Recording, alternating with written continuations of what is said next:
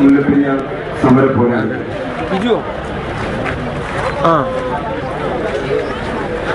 പതിനായിരക്കണക്കിന് ജനങ്ങളുടെ ജീവന സംരക്ഷണം വേണമെന്ന് ആവശ്യം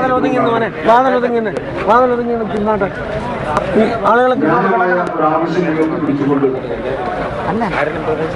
ഈ സമര പന്തലിൽ നമ്മുടെ പ്രിയപ്പെട്ട സഹപ്രവർത്തകർ സമരം നടത്തിക്കൊണ്ടിരിക്കും.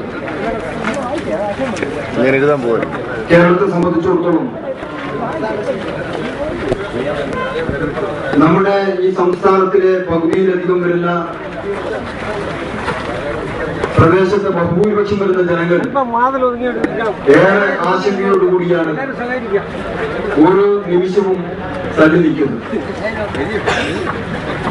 കാലങ്ങളുടെ പഴക്കം കൊണ്ട് ഏത് നിമിഷവും തകരാൻ സാധ്യതയുണ്ട് എന്ന് പരിശോധിക്കുന്ന വിദഗ്ധരായ മുഴുവൻ ആളുകളും സാക്ഷ്യപ്പെടുത്തുന്ന ഒരു ഡാമിന് കീഴെയാണ് നമ്മളിപ്പോൾ ജീവിച്ചുകൊണ്ടിരിക്കുന്നത്. ഈ അപകടകരമായ പരിസ്ഥിതി മറികടന്നുകൊണ്ട് നമ്മുടെ ജനങ്ങളുടെ ജീവന സംരക്ഷണം നൽകണമെന്ന് ആവശ്യപ്പെട്ടുകൊണ്ടാണ് നമ്മൾ ഈ സമരം നടത്തുന്നത്.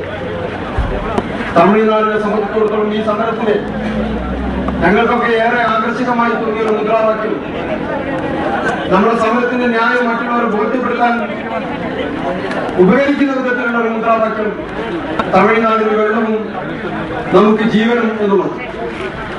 ആ മുദ്രാവാക്യത്തിന്റെ അന്തസത്ത ഉൾക്കൊണ്ടുകൊണ്ട് അതിന്റെ അർത്ഥം മനസ്സിലാക്കിക്കൊണ്ട് രമ്യമായ ഒരു പരിഹാരം ഈ സമരത്തിന് ഉണ്ടാകണമെന്നാണ് ബന്ധപ്പെട്ട ആളുകളോട് ഞങ്ങൾക്ക് പറയാനുള്ളത്.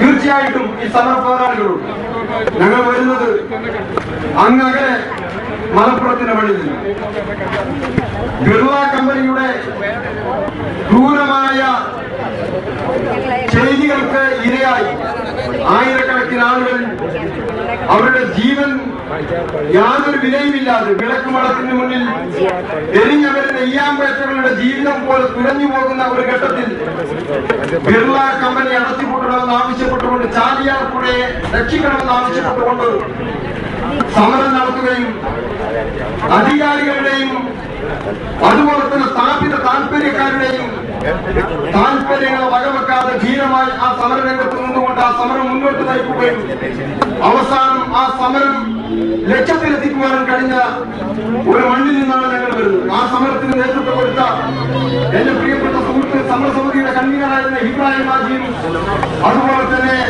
കബീറും അതുപോലെ സുഹൃത്ത് ലത്തീഫും ഒക്കെ അതുപോലെ സഹീർ ബാബു അടക്കമുള്ള ആളുകൾ ഞങ്ങളോടൊപ്പം ഉൾപ്പെടുത്തി. അന്ന് ഞങ്ങൾക്ക് ഒരുപാട് പ്രയാസങ്ങളുണ്ടായിരുന്നു. പക്ഷെ അന്ന് ജനങ്ങൾ നൽകിയിട്ടുള്ള നിർലോഭമായ പിന്തുണയായിരുന്നു ആ സമരത്തിന്റെ മുന്നിൽ ഞങ്ങളുടെ കൈവശമുണ്ടായിരുന്ന ഏക കൈമുതൽ.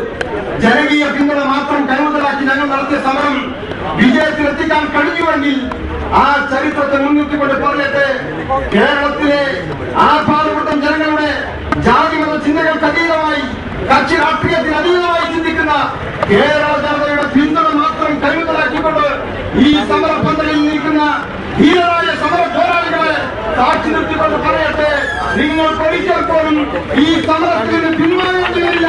തമിഴ്നാട് എത്ര മക്കൾ മുട്ടുപിടിച്ചാലും ന്യായമായ ഒരാവശ്യം ഉന്നയിച്ചുകൊണ്ടാണ് കേരളത്തിലെ ഈ മക്കൾ ഈ സമരം നടത്തുന്നതെങ്കിൽ ഈ സമരം അവസാനം വിജയതീരത്തെത്തിക്കാൻ കേരളത്തിലെ ജനതയ്ക്ക് കഴിയും.